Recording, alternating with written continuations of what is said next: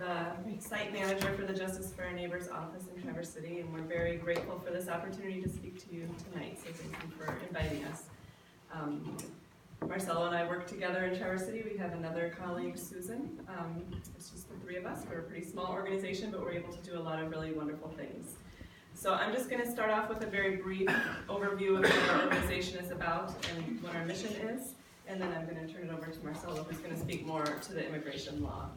So Justice for Our Neighbors was begun about 20 years ago by the United Methodist Church, and it was started in response to some changes to immigration law that left people in really vulnerable situations at that time. And over the last 20 years, we've mobilized into a really well-organized network of immigration legal clinics throughout the country.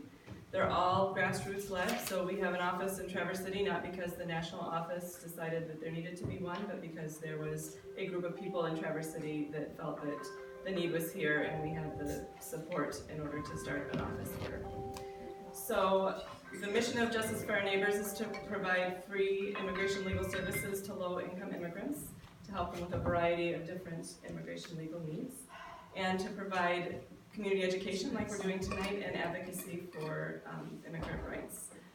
We've been in Traverse City since 2015. January of 2015 is when we started, and we were on a very small scale at that point. We contracted Marcelo for just a few hours of his time from his law firm, and we've grown to the point where we're able to employ Marcelo as a full-time immigration attorney. I'm a half-time site manager, and Susan is a half-time case manager. We've served, it's got to be close to 300 now, clients in that span of time from 42 different countries. Many of them are from Grand Traverse County and Leelanau County, but we're seeing more and more throughout northern Michigan, and we're making a real specific effort to reach out to Leelanau County, Benzie County, and Emmett, Charlevoix area, our focused outreach clinics right now. So in the back, I've got some information I hope that you'll take afterwards. And there's three, I'm not going to take the time to tell you any of our client stories right now, but there's 3 stories back there of clients that we have worked with in our Traverse City office that I hope you'll take time to read at least one of them. Our clients all come with very different needs and very different circumstances. And Marcelo will explain a little bit more about that when he speaks. But again, we're grateful for the opportunity to be here tonight.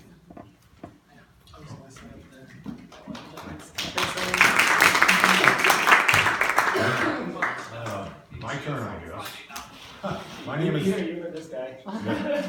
is John, and I'm going to introduce our next 2 speakers. Marcelo Betti grew up in San Paulo. He came to northern Michigan at the age of 16 as an exchange student at Traverse City Central High for a year.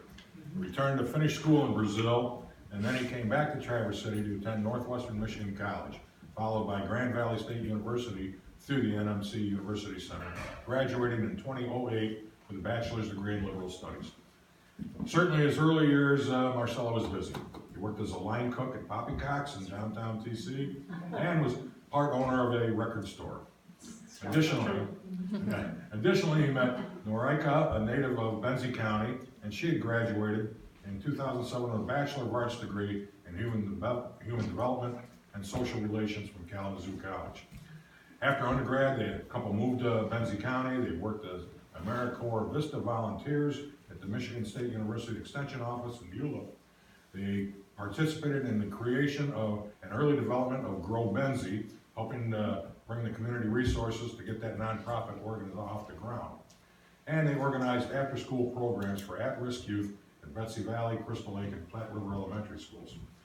He may not have started out to be a lawyer, but in 2010, Marcelo and Norika enrolled at the Vermont Law School, and they married in 2012. Marcelo had a class rank in the top 5%. He received an Academic Excellence Award for the highest grade in evidence, appellate advocacy, domestic relations, representing entrepreneurial businesses, nonprofits, and other courses. The couple came back to northern Michigan in 2013 and have been here ever since. They live in Traverse City, have a son, and Marcelo likes to play soccer as often as possible and cook. So, a lot to like there. From 2013 to 2017, he worked at Rosie Gardner at a Traverse City law firm where he practiced primarily family law and immigration law. In 2015, he began working part-time at Justice for Our Neighbors. and we've already established what they do. And in the summer of 2018, his part-time position became his full-time job. Besides English, Marcelo can speak Portuguese and Spanish, but I'm sure that if there's any other interpreters around here, that JFON could probably use some volunteers, I would think. During previous administrations, Immigration and Customs Enforcement focused on the detention and removal of individuals who had criminal record. The current administration has certainly moved beyond that and is now detaining individuals indiscriminately. JFON of Traverse City is the only office north of Grand Rapids that offers free immigration legal services, primarily for family-based and humanitarian immigration matters. But every client situation is unique. Some may take 60+ hours to compile and submit the application, and then another 4 or 5 years for the government to process it. No bond, no bail, immediate incarceration or deportation proceedings must never be accepted as American justice. And JFON is doing the best to change that narrative. The American dream is not ours to own, it's ours to share. So please join me in welcoming the American Immigration Lawyer Association and Northern Michigan's only immigration lawyer, Marcelo Betti.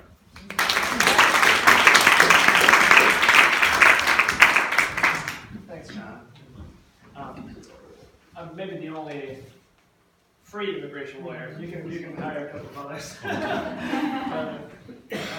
But thanks for the introduction. Good evening, everyone. I don't know, is this a good place for the podium? Can everyone kind of see me and hear me from here? Okay, great. So my name is Marcelo Betti. As you know, I'm an immigration lawyer, which is a really strange thing to do for a career in the United States in 2019. Things have changed a lot since I started practicing immigration law, and it feels like they're changing just about every day. But I'm happy to speak here tonight so I can provide you some information about what immigration looks like in the United States in 2019, and I also would like to focus a little bit on how hard it can be for certain immigrants to obtain lawful status here in the U.S. So my hope is to give you a little more background on how the current system operates and also to illustrate some of its shortcomings, okay? And sometimes I start with kind of a heartbreaking story or heartwarming story about immigration, but I see that this group likes to get straight to business, so I'm going to do that, okay? And I'm going to tell you a little bit about what the law actually says, okay? So you may already know that immigration law is a matter of federal law. It all starts with the U.S. Constitution. Okay, there are only 2 references to immigration in the Constitution. You have Article 1, Section 8, which authorizes Congress to establish a uniform rule of naturalization. And then you have another reference in the 14th Amendment, part of which states that all persons born or naturalized in the United States are citizens of the United States and of the states wherein they reside. That's what we know as the Birthright Citizenship Clause. So over the years, Congress has used this power, or these powers, to enact laws regarding immigration. And the controlling law in effect right now is the Immigration and Nationality Act of 1965, also known as the INA, okay?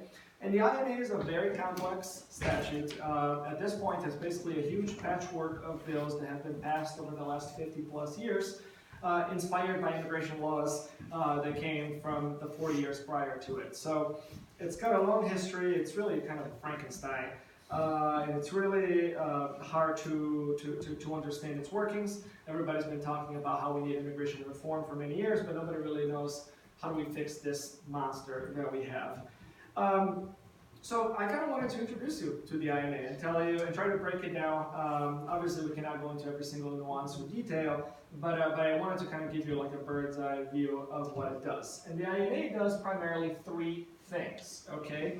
1, it lists specific categories or types of immigrants who may enter the U.S.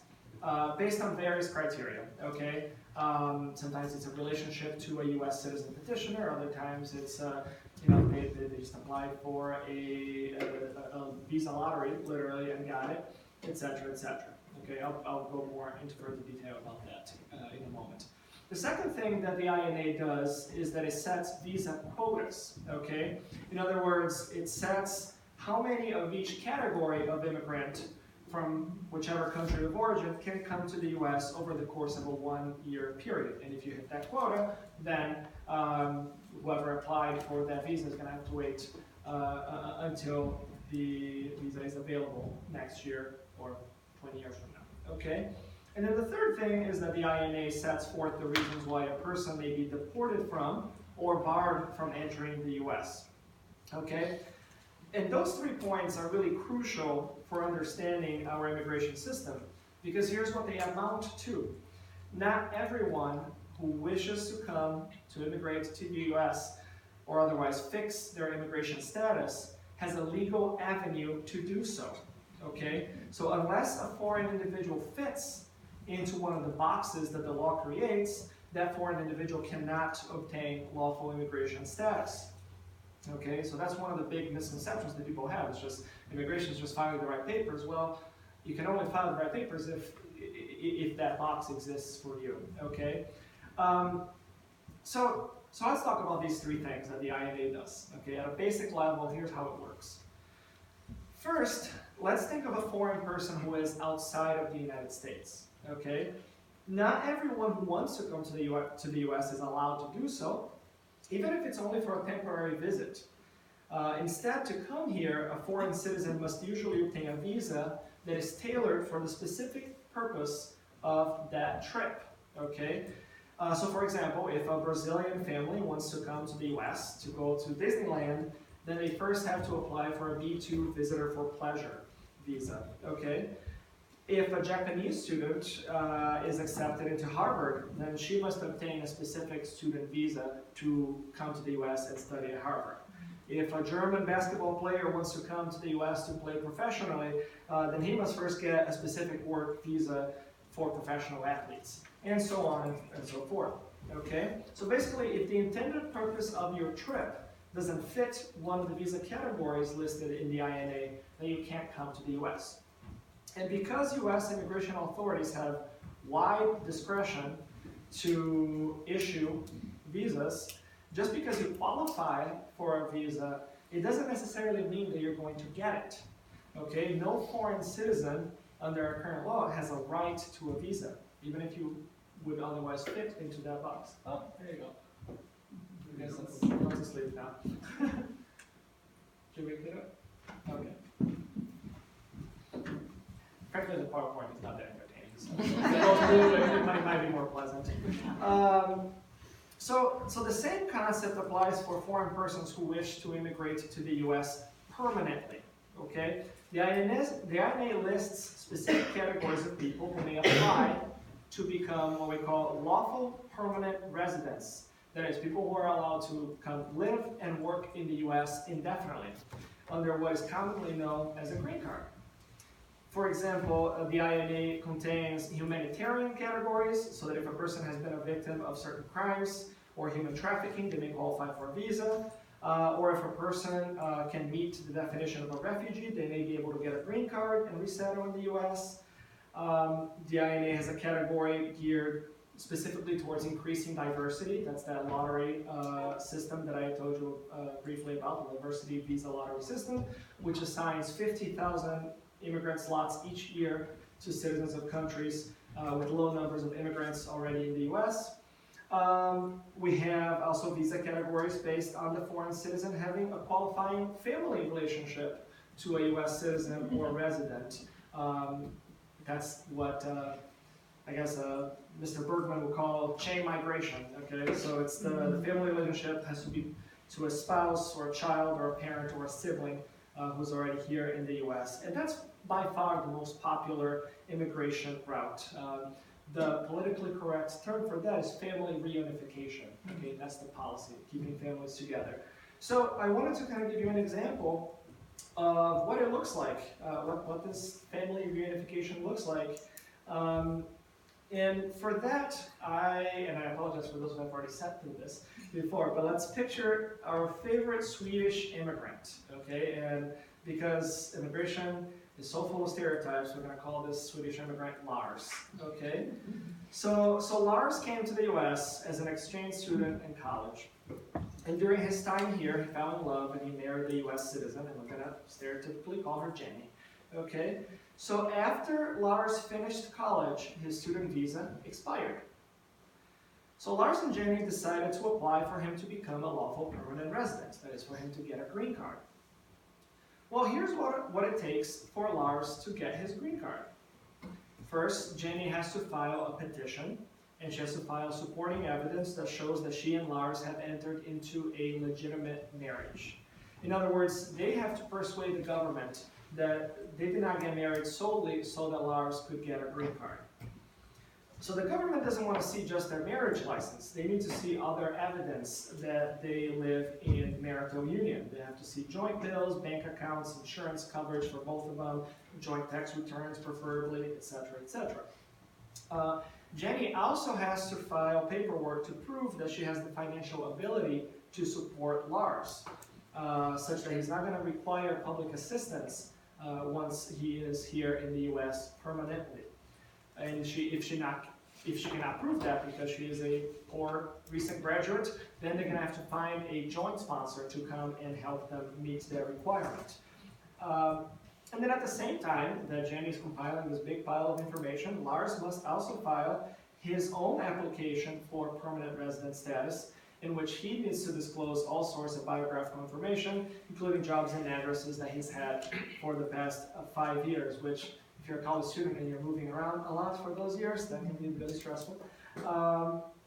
Anyways, also as part of his application, Lars has to undergo a medical examination by a physician who is certified by the USCIS, that's Citizenship and Immigration Services, one of our 3 main immigration agencies.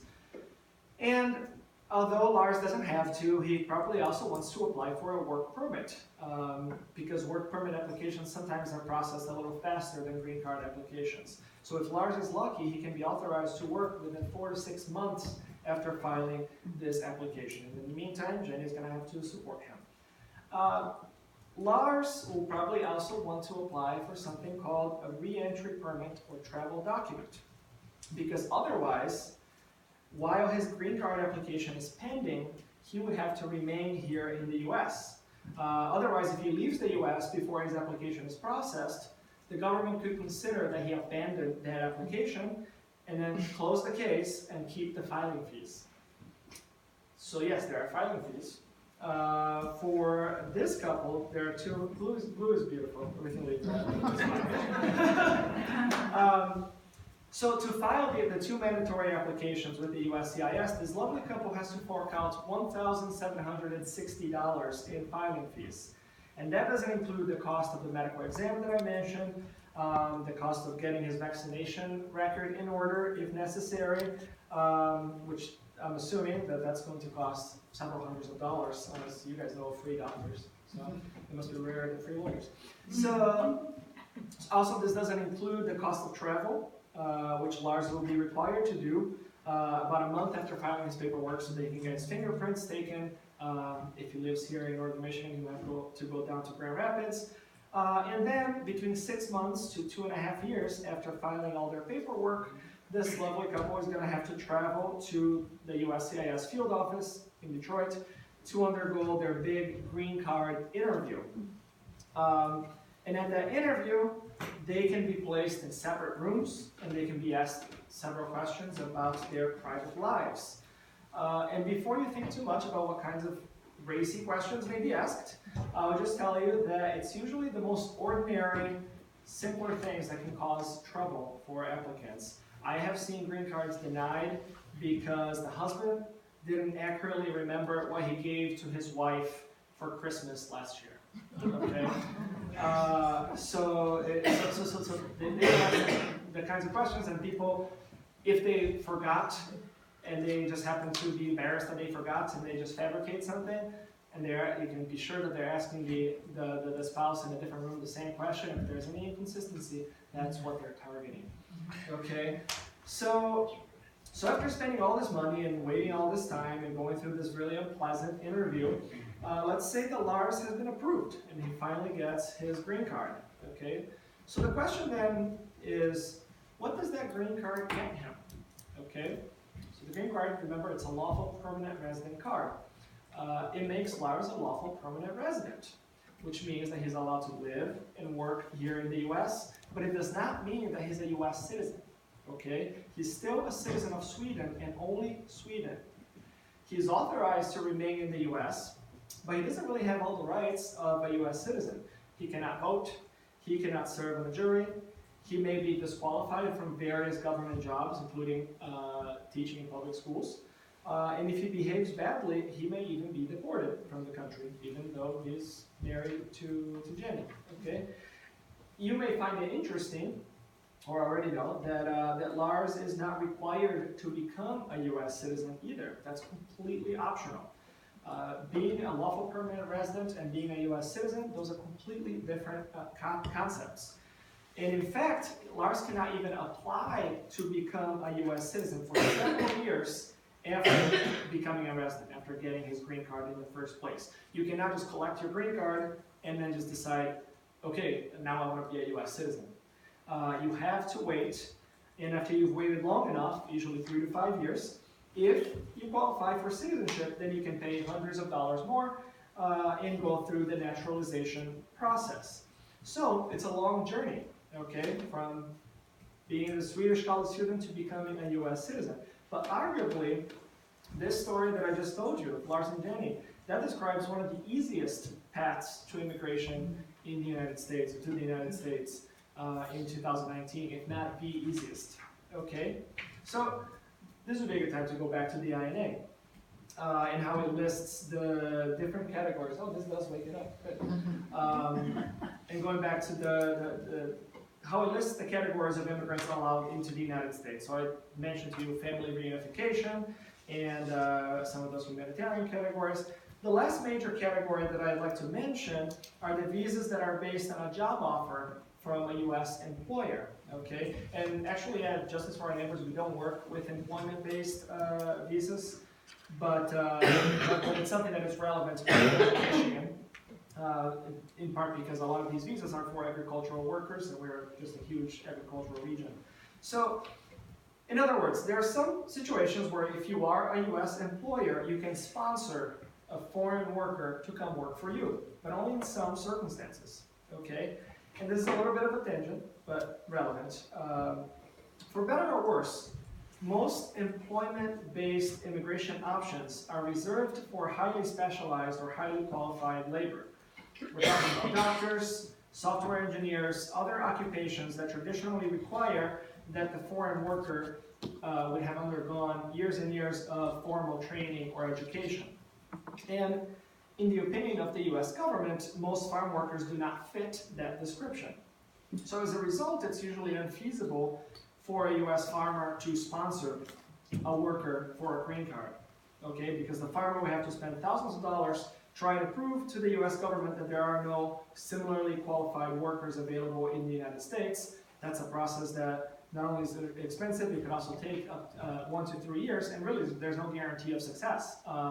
It's not a simple thing to prove. So what US farmers sometimes do is try to get visas for temporary or seasonal workers. But that process also comes with other challenges. So not only do you have the red tape and the sheer cost of each worker's immigration papers, you have this huge issue of timing, okay? The US farmer can only start the paperwork for bringing a foreign worker here within a limited number of days before the work is set to start. You cannot file your papers in the fall for a worker to be here in the spring, okay? It has to be closer in time. And then once the paperwork is filed, you are at the mercy of the US government to timely process that paperwork. Now the problem is that when you're a farmer, you're dealing with a force that is more powerful than the US government. That's the weather, okay? So if spring comes early one year, you may not have the workers that you petitioned for because the government is still processing your paperwork. And if spring comes late, then you're going to be stuck with the foreign workers here whom you must pay, otherwise you're going to get in trouble, you the farmer, will get in trouble for labor and immigration violations. And then we have the cherry on top of this dysfunctional system, which is a lot of farmers have had the same workers help out at their farms for years, even decades. Okay, I've heard stories of farmers, and maybe you've heard those stories too, or have had those personal experiences of farmers who have families who have been coming and going or been here for decades, and you have multiple generations of people who are working in the farm. So the problem is that if the foreign worker is here in the US unlawfully, okay, without papers, either because they overstayed a visa or because they entered without permission in the first place, even if that was decades ago, then that worker is not going to be eligible for any work visa. Nothing. There's literally no option for the employer to help fix their employee's status. Okay, even if they've been a loyal, honest worker for 25 years. So, in short, the laws and regulations that are currently in place do not work as intended, especially when we're dealing with agricultural labor. It all helps neither the farmer nor the worker. Which brings me to the second related point about the INA, which is whether a visa is available. Okay, the INA and its visa quotas. So the consequence of a quota system is pretty obvious. There are going to be some visas for which there are very long waits. So a dramatic example is if you happen to be a US citizen, you get naturalized US citizen, and you have a brother who is Filipino. As a US citizen, you can petition to bring your brother here. You can file an immigrant petition on their behalf. But the problem is that the USCIS is currently adjudicating petitions under that category that were filed in June of 1997. Oh my God. So it's a 22-year wait. Okay, I checked this earlier today. Not great. So a similar problem arises if you're the U.S. employer who wants to sponsor an unskilled worker. Okay, so let's say that you are an employer who wants to invest thousands of dollars and lots of time into this process. You're still going to be at the mercy of the quota system, which only allots 10,000 green cards per year to unskilled workers. And maybe 10,000 sounds like a lot, but bear in mind that each year USCIS issues approximately 1 million green cards, and 10,000 is only 1% of that. I think. I'm a lawyer, not an accountant, but I think that's the percentage. So, okay. So now the third thing that I told you that the INA does is it establishes the reasons why a person may be deportable from or inadmissible into the US, even if they would otherwise fit into a visa category and have a visa available to them. So they match the top two boxes, but not the third one. Okay, so to illustrate how that works, I'd like to take a step back and look at the share of the US population who can actually be called immigrants. That is, the folks who were born abroad but now reside in the US. So I have some relatively recent census data. I think this is from 2014. As of 2014, the US immigrant population stood at more than 42 million individuals, or about 13.3% of the total US population of 319 million people. I like to compare that to the period of time between 1860 and 1920, when the immigrant share of the US population fluctuated between 13 and 15%. I find that interesting because it shows that the current numbers that we have are consistent with other times in US history. Of course, you have greater absolute numbers because our population is much greater now, but in terms of percentage, what we are, what the current administration calls an immigration crisis and the floodgates being open, we have been here before. We have had a similar chunk of the U.S. population born abroad, and it's only made us stronger as a nation, as far as I know. But when we speak about these 42 million individuals, so we're talking about the share of the U.S. population who were born abroad, regardless of their immigration status. So that includes people who immigrated to the U.S. and became naturalized citizens. That's the category that I fall under. I came here from Brazil, and I became a U.S. citizen after several years. I'm still an immigrant. but I am a US citizen at the same time, okay? Now, that 42 million also includes people who are currently lawful permanent residents of the United States. Those are the green card holders like our friend Lars. And then the 42 million also includes people who are sometimes referred to by Fox News as illegal immigrants, okay?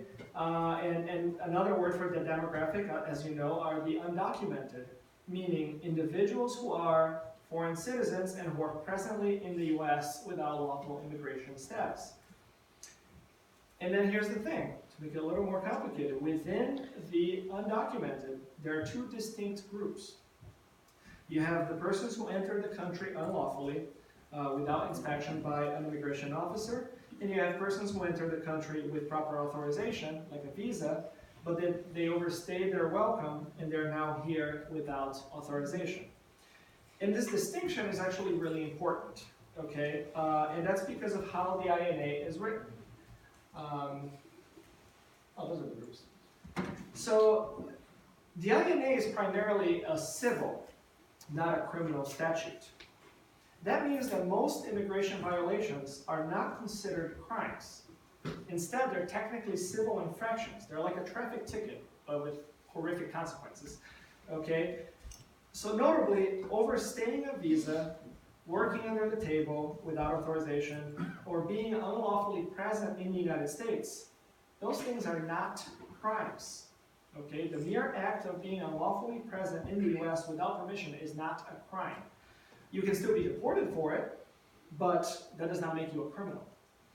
Now, there are a few criminal provisions in the INA, like when a person enters the US without permission, they could be prosecuted for that.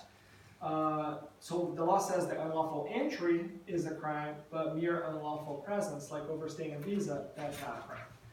And the legal implications of that distinction are massive, but they boil down to this. A person who entered the US with permission generally will have more options to fix their immigration status than a person who entered without permission. And in fact, a person who entered the country without permission is generally out of luck. In most cases, that person is barred from applying for any immigration status, even if that person has been in the US for decades, even if that person is married to a US citizen and therefore fits into a category listed in our laws, even if their lawful entry into the US happened when that person was a young child, okay? And what I have just described is precisely the issue with the dreamers, the individuals who entered the country without permission when they were young children. Most of them came to the US with their families, were enrolled in and then attended US schools, and many of them don't even remember what it's like in the country they were born. They may not even speak the language. But if they enter the US without inspection, even if they were a baby in mom's arms, even if the dreamer marries a US citizen, has US citizen children, goes to college here, gets a PhD, it usually doesn't matter. They cannot apply for a green card here in the United States. Instead, if they qualify, if they fall into one of those boxes in the INA, they would have to leave the United States and they would have to apply for an immigrant visa at the US consulate in their country of origin. But then there's a really, really cruel twist, okay? Because immigration law in the US is full of cruel twists. So because this hypothetical dreamer has necessarily spent more than 1 year unlawfully present in the United States, the moment that he or she sets foot outside of the US, they will be barred from returning for a period of 10 years, okay? And you may ask why, and the answer is because that's what the law says. And in some cases, it's possible to obtain a waiver of that 10-year bar, but those are very, very difficult cases. Essentially, to get that waiver, you have to prove that the US citizen, spouse, or parent of that immigrant would suffer extreme hardship if the foreign individual was barred from re-entering the US for 10 years. Now you may think, if you put a lawyer hat on. Now, that sounds like an easy thing to prove. Keeping a married couple separated for 10 years, that sounds like extreme hardship. But that's, of course, not the government's position. Instead, they say that such a long period of separation only amounts to normal hardship. That is to be expected when a person broke the law and is deported from the US. So to prove extreme hardship, the married couple has to show something more. For example, you may need to show that you have a US spouse who has physical or mental health issues, or something else that would take their particular situation out of the ordinary level of suffering. So that's how hard it is for most dreamers to quote-unquote get legal. For most of them, it's just not an option, even if they've been here in the US for their entire lives, basically. And what's really sad and upsetting is that I regularly read or hear commentary along the lines of, well, dreamers are just lazy. They've been in the US for so long, so they had time to get their papers in order. But that's the thing I just mentioned earlier. That's not accurate. The passage of time does not create a path for citizenship unless the INA contains a box for you. Good character and a strong work ethic don't either. The law really is that draconian. Now, you probably know that this is a very timely topic because the House of Representatives just passed earlier this week a bill that would change this part of the law and would allow dreamers and other folks to apply for permanent residence here in the US. In other words, they would have a path to citizenship. It would be a very long one, but it would be a path nonetheless. Now, whether that's going to pass the Senate or even make it to the floor, I'm not the most optimistic person. I'm sure some of you will make it happen, right? So let's recap then. Let me see if that's what the... Did you say what year we could make it happen? Yeah. It'd be great if it was ASAP. I mean, I think this is a tangent, obviously, but it's you really have to fear that even if it went to a vote in the Senate and miraculously it got approved, then you got to deal with the president having the veto power over it, and and we know that that's kind of the path for the dreamers is kind of the carrot that he's been dangling to Congress to instead completely reformulate our immigration system to something that would be more to his liking. So, anyways, so let's recap the INA real quick, because that's what I'm trying to teach tonight. So to come to the US and to live here and work here, a foreign citizen has to fit into one of the categories that's set forth in the law. It's not enough to simply desire to come to the US and contribute to US society. Instead, you must fall into a specific category. You better hope that the numeric quota for that category has not been filled up. And you must also not be deportable or inadmissible, which most people who entered without permission unfortunately are. As a result of how the INA is written, what we end up with is a hodgepodge of people with various types of immigration status. So you have the US citizens, the naturalized US citizens, the lawful permanent residents. You have non-immigrants, temporary visitors, temporary students, temporary workers, and then you have the undocumented, which we can divide into those two groups: those who entered with permission and those who entered without permission. So that's one takeaway from tonight. But here's the other takeaway. Even if a person is undocumented, that is, they don't have any lawful immigration status at the moment, regardless of how they entered the US, they may still be eligible for some immigration benefits, and they definitely have certain constitutional rights. For example, when an undocumented immigrant who has been living in the US is caught by a federal immigration officer, in most cases, before that person is deported, that undocumented immigrant is entitled to the due process protections of the Constitution, and therefore they're entitled to a hearing in front of an immigration judge. Oh, I guess my battery is running low. I hope yours aren't. So, before or during that hearing, with an immigration judge, the undocumented immigrant may apply for certain immigration benefits, assuming that they are eligible to be considered for that benefit. So for example, you may be in immigration court, and you may have met with an attorney, and maybe that attorney told you that, oh, actually, it sounds like you were a victim of human trafficking. So even though you're in deportation proceedings right now, we might be able to ask for relief in the form of an application for a T visa for victims of human trafficking. There are also visa options for undocumented victims of other criminal activity here in the US, including domestic violence.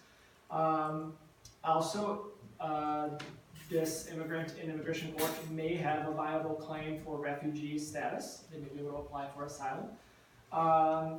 Also, if there are minor children present in the US after being abandoned, neglected, or abused by their parents who could apply for something called special immigrant juvenile status, etc., etc. So there are a few provisions in our immigration laws that provide some hope to undocumented people. So that's why the immigration debate that we have in this country right now is not as simple as legal versus illegal. Okay, there are many shades of immigration status created by our law. So even though a person is undocumented today, it does not necessarily mean that that person is not entitled to immigration relief and dignity and the constitutional rights. Sam, how are we doing on time? We should end really soon. If I could get like 10 minutes would be great. So, okay, so, and I'm not promising, so we just have 10 minutes would be great. So, even if someone is undocumented, they still have rights. So the problem is that each of these humanitarian type cases that I just described is very burdensome and requires the applicant to meet very stringent criteria. Virtually none of them can be done successfully without the help of an attorney. And most people who would qualify for those visas cannot afford one. And this is very problematic because immigration court proceedings, including deportation hearings, are not criminal proceedings. Okay? So that means that when a person who is trying to defend himself or herself from deportation does not have a constitutional right to legal counsel at the government's expense. Rather, they have to pay an arm and a leg or hope that an organization like the one that I work for will take their case. And you can bet that we are swamped with those kinds of requests and we cannot take every case. So we have a very similar issue going on in the southern border. The INA, consistent with international law, allows a foreign citizen to seek asylum in the United States. And to do that, the foreign citizen must meet the definition of refugee spelled out in the law. So here's what the law requires. To be considered a refugee, the foreign citizen must be unable or unwilling to return to their country of origin because of persecution or a well-founded fear of future persecution based on that person's race, religion, nationality, political opinion, or membership in a particular social group. For example, that person may be a member of the LGBT community. And that's it. Okay? A person cannot ask for asylum simply because they don't like living in their country. They cannot arrive at the US border and say, there's way too much crime in my country, so I want to live in the US because I heard it's safer here. That's not grounds for asylum under our law. That doesn't qualify them to get refuge in the United States under the INA. So instead, a person arriving at the border must credibly convince a US border agent that they were persecuted or they're afraid of being persecuted based on one of those 5 criteria that I just mentioned. So my 2 questions for you are, first, did you know that? And second, do you think that most folks who arrive at the border, coming perhaps from a small village in rural Guatemala, know that? That they need to basically convince an immigration officer at the border that they meet this very complex legal definition. So you can see how it's actually incredibly hard for people to apply for asylum here in the US. And the current administration has made it much harder, both by limiting the types of social groups that qualify for asylum and also by limiting the number of persons who get interviewed by immigration officers every day. So, in short, our current system does not really give arriving immigrants a fair opportunity to plead their case for asylum, even if they have a valid case. And it also does not really give immigrants who are already here a fair chance to plead their case before an immigration judge for why they should not be forcibly removed from the country and separated from their US relatives. Which brings me to my final point, okay, which are the effects of family separation. Now, there are statistics that show that about 40% of undocumented persons in the US entered by land, mostly through the US-Mexico border. And then the other 60% were persons who entered with a visa or some other permission, and then they overstayed. That gives you an idea of how effective building a wall would be. So what these numbers also tell us is that for approximately 5 million or so people currently living in the US, there's virtually no path towards lawful status other than those Hail Mary humanitarian type cases that I described that are incredibly hard to win. But as you know, the federal government cannot simply detain and then instantly deport anyone who is here unlawfully. There are constitutional due process protections, including in most cases the right to a hearing before an immigration judge, even if we have reason to believe it's not going to be a fair hearing. So that means that deporting anyone takes an enormous amount of government resources. And that's why immigration advocates argue that the federal government probably does not have the logistical capacity to deport 5, 10, 12 million undocumented persons, given the detention and court costs of doing so. And even if the federal government was able to allocate a monumental amount of tax dollars to carry out this goal of enforcing federal immigration laws to their extreme, the consequence of that enforcement is not what I would describe as desirable, and hopefully you will agree with me.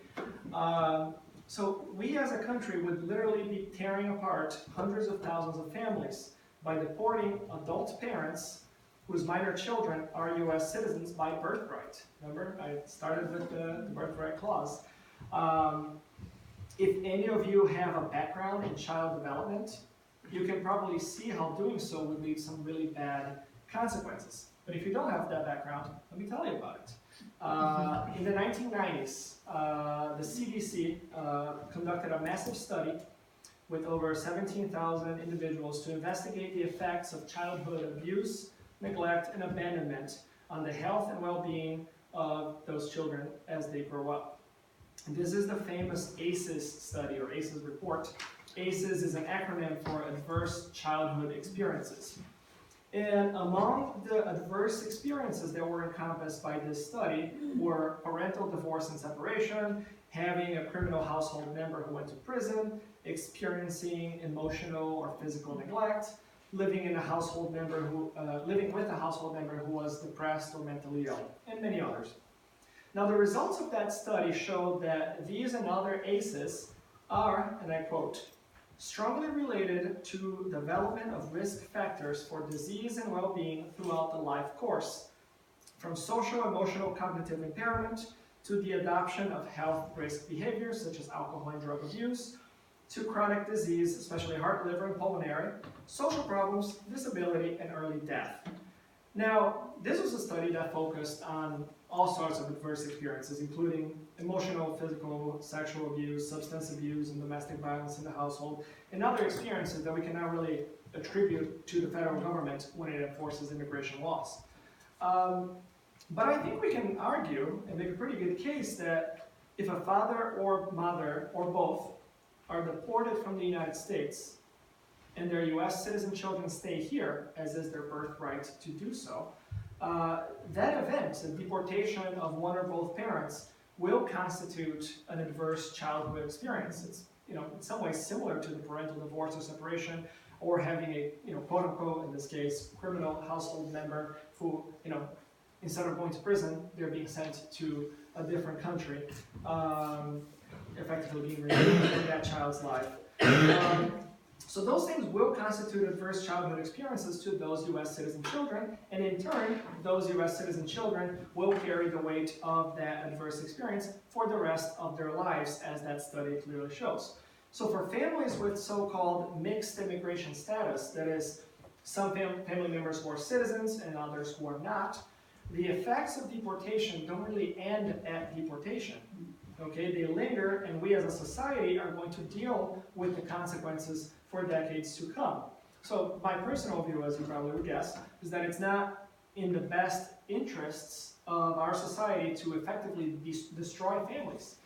Or to put it differently, the punishment for breaking our immigration laws, like deportation and all of these side effects on the deportee and also on their family members, that punishment is wildly disproportionate from the actual offense, like entering the US without permission or being here without permission.